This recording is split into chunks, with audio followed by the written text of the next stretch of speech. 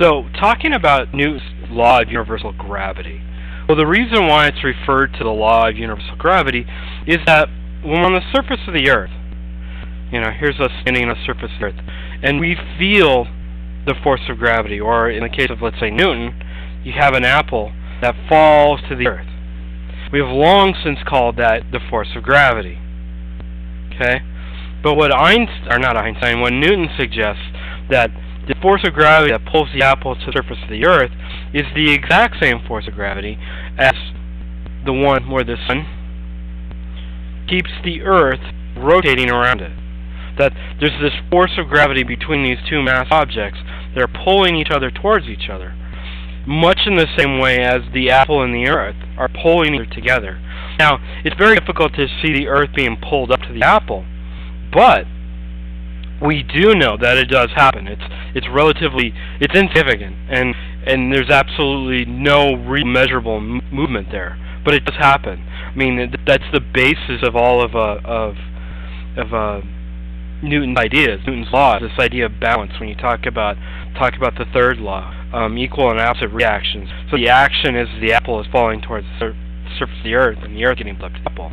Well, like I said, Newton takes that one step further, starts talking about celestial bodies, that these forces here are the exact same as these forces here. Okay?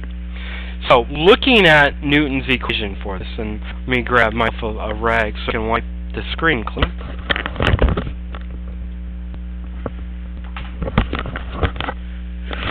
Newton's law of gravitational forces. Well, Newton says that there are something a factor in determining the size of the force that we feel.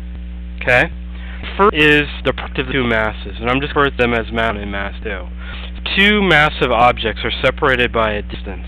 When I refer to massive, I don't necessarily mean the size as massive, but simply that they have mass value. So I have these two objects. Any two objects in the universe are attracted to each other.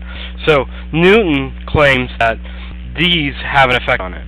The size of those masses have an effect on the gravitational force, which makes sense. I mean, we don't see the sun rotating around Earth, we see the Earth rotating around the sun.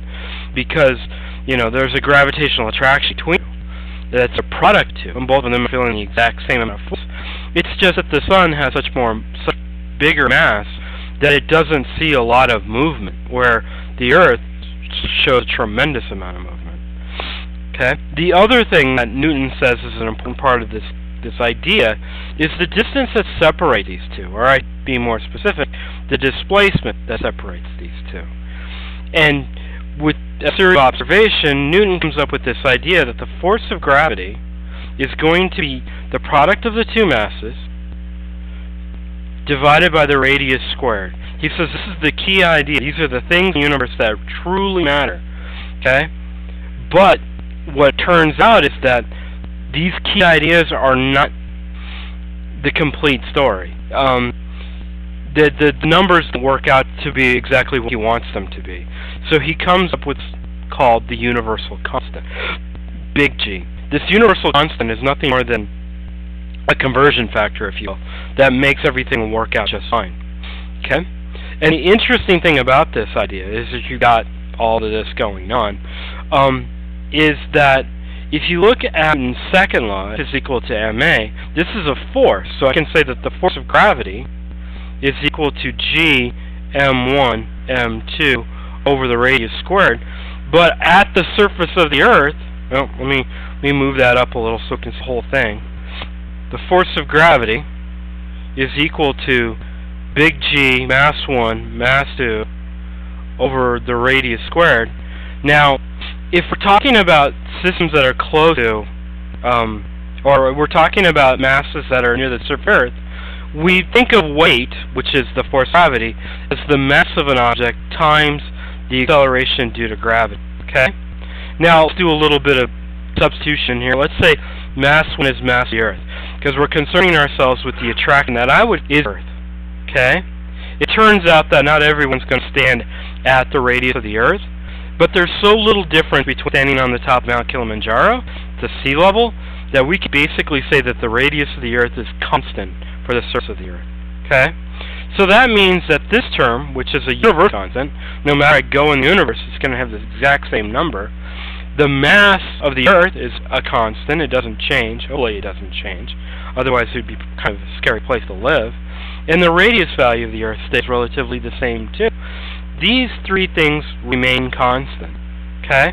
Leaving m2, which, let's say, in this case, the mass of me, or the mass of you, that's the only thing that would be a variable. So if you take this idea and you apply it to this, you end up with this concept, if you put them, that G, the universal constant, mass of the Earth, radius of the Earth squared, is equal to the acceleration due to gravity. It turns out to be true. It turns out that the acceleration due to gravity is this combination, this G mass of Earth divided by the radius of the Earth. That turns out to be the acceleration due to gravity. Now we give that another term. Okay? We can call this, instead of the acceleration due to gravity, we can call this a gravitational field. I'm going to use a big G with an F. The gravitational field. Okay? So if I had an object and I don't know the mass of it, but I want to have an approximation of how much it's going to weigh, I know that the gravitational field, new concept, is going to be gmer squared. So any object that is introduced to that gravitational field will automatically be proportional to this idea. Okay? Much like when we looked at F is equal to ma, that the force is proportional to the acceleration. And that force may change depending on this mass value, or the acceleration may change depending on that mass value. Okay? Force really wouldn't change. Acceleration would. So the force of gravity that we're going to feel near the surface of any object, whether this be the Earth, whether this be the Moon, whether this be Saturn, whatever, that gravitational force is going to be proportional to this new concept called the field. So if I take a gravitational field and I multiply it by the mass of whatever object is introduced, so if I multiply this by some other mass, I end up getting the force of gravity again. Okay?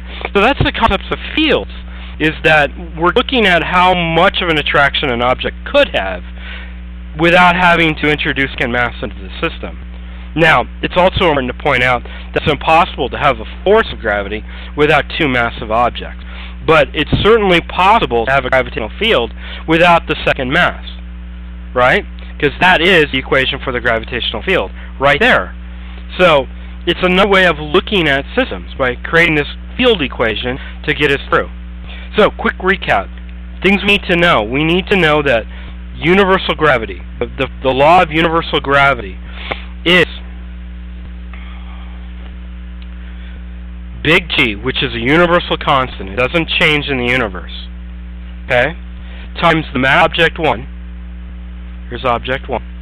Times the mass of object 2. Here's object 2. Let's call that M1, M2. Divided by the radius, that's what the R stands for, which is nothing more than the displacement between those 2 points. Okay? So that's what universal gravity is saying. That's Newton's law.